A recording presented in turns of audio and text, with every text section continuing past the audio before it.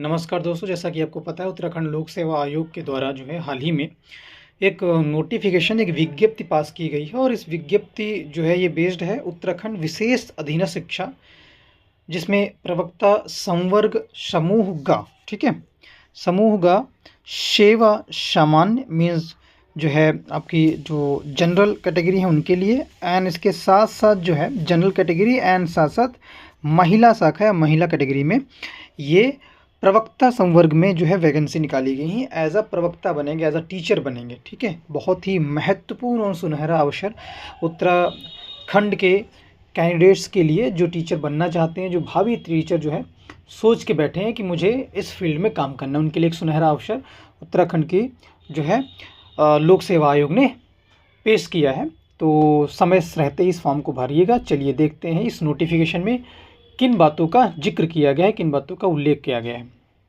नीचे की तरफ इसको स्क्रॉल करेंगे इस विज्ञप्ति को, तो यहाँ पे मैक्सिमम जो डिटेल है, वो जो इम्पोर्टेंट और महत्वपूर्ण डिटेल है वो आपको यहाँ पे देखने को मिल जाएगी। जिसमें विज्ञापन की जो प्रकाश तिथि है वो 30 दिसंबर को मिल गई, 2025 को है। और ऑनलाइन आवेदन की प्रारंभ होने की तिथि जो है 31 दिसंबर की है, ठीक है। इसी के साथ जो आवेदन किए जाएगा उसका जो शुल्क है उसको जमा करने की, ऑनलाइन आवेदन के जो शुल्क है उसको जमा करने की जो तारीख रहेगी वो 20 जनवरी रहेगी। दैट मीन्स आप 20 जनवरी से पहले ही भर लीजिएगा। लेकिन ध्यान है 20 जनवरी 2026, और जो संशोधन करने की तिथि फॉर्म में वो 28 जनवरी से स्टार्ट होगी और 6 फरवरी तक चलेगा, ठीक है। तो बहुत ही बेहतर फॉर्म आया हुआ है। आप इस फॉर्म को भरिए, अपनी तैयारी को लगन और मन से करिए और इस एग्ज़ाम को फोड़ दीजिए। चलिए बढ़ते हैं आगे। जब आप उत्तराखंड की वेबसाइट पे जाएंगे, आप चाहे तो सरकारी रिजल्ट के थ्रू जा सकते हैं, या फिर आप उत्तराखंड की वेबसाइट पे अगर जाना है, सीधे आयोग की जो है ऑफिशियल वेबसाइट पर आप इस लिंक के थ्रू या इस वेबसाइट के थ्रू आप सीधे उत्तराखंड सरकार की वेबसाइट पे या और यहीं से आप अपना फॉर्म को आगे भर सकते हैं। चलिए देखते हैं नोटिफिकेशन में किन बातों का उल्लेख किया गया है। नीचे की तरफ जब स्क्रॉल करेंगे तो यहाँ पे देखो, आपको दिख रहा होगा रिक्वायरमेंट, दिख रहा है। ये जो रिक्वायरमेंट दिया हुआ है इस पे आप चाहे क्लिक करके, इस रिक्वायरमेंट पे चाहे आप क्लिक करके नोटिफिकेशन को देख सकते हैं, या थोड़ा सा और स्क्रॉल करेंगे राइट हैंड साइड आप देखेंगे नोटिफिकेशन या अनाउंसमेंट का जो है पूरा डिटेल दिया हुआ है। जहाँ पे आपने देखा कि ये, ठीक है, ये जो न्यू करके दिख रही हैं यहाँ पे new and this is new, and यहाँ पर भी आप देखोगे कि तो यहाँ रिक्वायरमेंट नोटिफिकेशन है, ठीक है। इन जगहों पे जाकर भी जो है आप इस वेबसाइट के थ्रू इस रिक्वायरमेंट की नोटिफिकेशन को देख सकते हैं, ओपन कर सकते हैं। नीचे की तरफ जो स्क्रॉल करेंगे इस वेबसाइट को, तो यहाँ पे एक प्रॉपर नोटिफिकेशन का जिक्र दिया हुआ है, जहाँ पे लिखा हुआ है, आप देख भी पा रहे होंगे ये चीज़, ठीक है, ये दिख रहा होगा ये, ठीक है।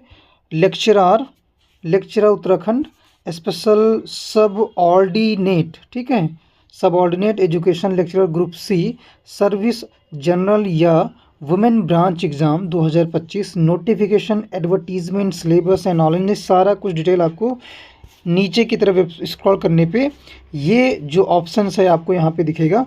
और इस ऑप्शंस के थ्रू जो है आप उस नोटिफिकेशन को बाकायदा पढ़ सकते हैं, देख सकते हैं, और नोटिफिकेशन में क्या क्या रिक्वायरमेंट है, आप उसके लिए एलिजिबल हैं कि नहीं है, उन चीज़ों को भी आप देख सकते हैं, ठीक है। कैंडिडेट कॉर्नर दिया हुआ है, इस पर ओके करेंगे, इस पर क्लिक करेंगे और क्लिक करते ही ये नोटिफिकेशन ओपन हो जाएगी।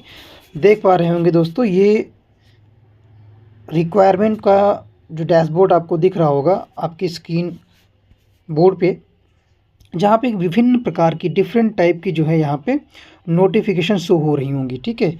एक तो दिया हुआ है, जैसे मान ले फर्स्ट पेज अगर देखा जाए तो यहाँ है assistant review officer, assistant librarian, translator, है ना। और इसके साथ typist in the establishment of high court Uttarakhand exam 2025, ये दोनों देख पा रहे होंगे नोटिफिकेशन है, ये इसका एडवर्टीजमेंट है। नीचे की तरफ बढ़ेंगे तो स्क्रॉल करने पे नंबर 2 पे, ठीक है, आप देख पा रहे होंगे इस नंबर 2 पे जो है आपको वो नोटिफिकेशन देखने को मिल जाएगी, ठीक है।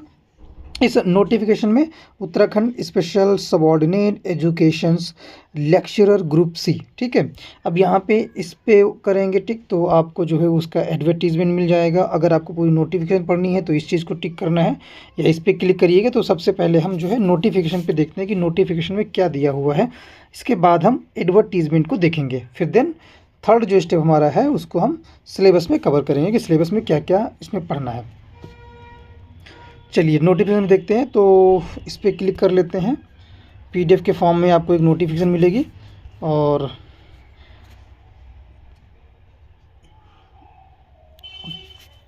ये वो नोटिफिकेशन है। आइए देखते हैं कि इसमें कितने टोटल प्रश्न होंगे। और प्रश्न पत्र 1 और प्रश्न पत्र 2, इसमें कुल जो है 2 प्रश्न पत्र होंगे और दोनों ही कैसे होंगे, जो प्रश्न पत्र होंगे वो आपके कैसे होंगे, ये वस्तुनिष्ठ व बहुविकल्पी होंगे, ठीक है। वस्तुनिष्ठ का मतलब है यहाँ पे कि आपके एमसीक्यू टाइप क्वेश्चन होंगे। और प्रश्न पत्र जो होगा उसमें प्रश्न पत्र 1 जो होगा वो 150 क्वेश्चन होंगे उसमें, और अधिकतम जो अंक होंगे वो कितने होंगे, 150 होंगे, ठीक है। 150 प्रश्न होंगे और 150 प्रश्नों के 150 या 150 अंक होंगे। दैट मीन्स इसका मतलब ये है कि एक प्रश्न 1 नंबर का है, ठीक है। समय अवधि जो है वो 3 घंटे की होगी। द्वितीय जो प्रश्न पत्र होगा वो द्वितीय प्रश्न भी जो है सेम कैटेगरी में है। मतलब कहने का आशय यहाँ ये है कि प्रश्नों की संख्या 150 ही होगी और 150 अंक होंगे और समय 3 घंटा आपके लिए निर्धारित किया गया है। नीचे बढ़ते हैं तो कौन कौन से विषय हैं उनकी सूची दी है, तो इसका आप लोग स्क्रीनशॉट ले लीजिएगा या नोटिफिकेशन मैं अपने टेलीग्राम चैनल पे डाल दूंगा, ठीक है। कृषि है विषय जो आपका है, यहाँ पे आप देखेंगे कि जो विषय है और क्रमांक, ठीक है। 1 पे जो है कृषि है और फिर कला है, जीव विज्ञान है, रसायन शास्त्र है, नागरिक शास्त्र है, वाणिज्य, अर्थशास्त्र, भूगोल, हिंदी, इतिहास, गृह विज्ञान इत्यादि। मैक्सिमम जो है जितने भी आपके विषय होते हैं, जितने भी आपके सब्जेक्ट होते हैं, उन सभी विषयों के लिए जो है प्रवक्ता की ये वैकेंसी जो है निकली हुई है, ठीक है। तो वस्तुनिष्ठ प्रकार के प्रश्न पत्र में उम्मीदवार द्वारा चिन्हित गलत उत्तरों के लिए नकारात्मक जो है नेगेटिव मार्किंग होगा, ठीक है। प्रत्येक प्रश्न के लिए नकारात्मक अंकन के रूप में प्रश्न के लिए निर्धारित अंकों में से 1/4 मतलब कि नेगेटिव मार्किंग कितनी है, 1/4 है, ठीक है। चलिए ये तो रही नेगेटिव मार्किंग। दैट मीन्स कि जो ये क्वेश्चन पेपर होगा जो 150 नंबर का होगा, 150 प्रश्न होंगे, इसमें नेगेटिव मार्किंग है और नेगेटिव मार्किंग कितनी है, 1/4 है, ठीक है। चलिए नीचे बढ़ते हैं। सेम उसका इंग्लिश वर्जन दिया हुआ है यहाँ पे, तो चाहे आप इंग्लिश से देख लीजिएगा। जितने भी सब्जेक्ट्स हैं हर सब्जेक्ट का एक सिलेबस भी दिया है। सिलेबस मैं आपके अपने जो है यूट्यूब चैनल के लिंक में इसको मेंशन कर दूंगा या टेलीग्राम चैनल पे आपको ये पीडीएफ मिल जाएगी, ठीक है। ये आया है जो मेन शुल्क के लिए 13 नंबर पे आप देखेंगे, 13 नंबर पे शुल्क के बारे में दिया हुआ है, ठीक है। कितना शुल्क किसमें और कहाँ कहाँ। तो आरक्षित के लिए अगर आप देखेंगे, अनारक्षित मतलब होते हैं अनरिजर्व। अनरिजर्व में आप देखेंगे कि 150 रुपया है, ठीक है।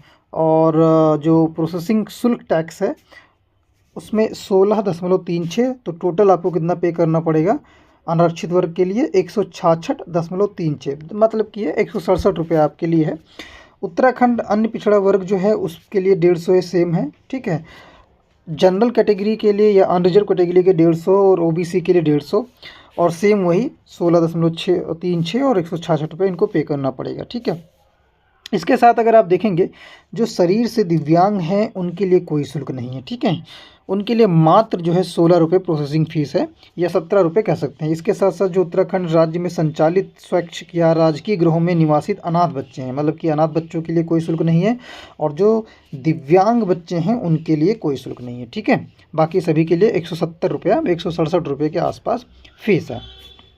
परसिस्ट 2 में जो है जितने भी प्रकार के प्रमाण पत्र हैं, ठीक है, जितने भी प्रकार के प्रमाण पत्र हैं उनको, जैसे ओबीसी के लिए जो एनसीएल वाले हैं उनके लिए प्रमाण पत्र है ना बनवाना पड़ेगा, अनुसूचित जाति के लिए हैं, अनुसूचित जनजाति के लिए उनके लिए प्रमाण पत्र है ना, आय जिसे आय प्रमाण पत्र बोलते हैं, ये सारा का सारा ब्यौरा है, इसको आप बनवा लीजिएगा, देख लीजिएगा, ठीक है, अपने हिसाब से।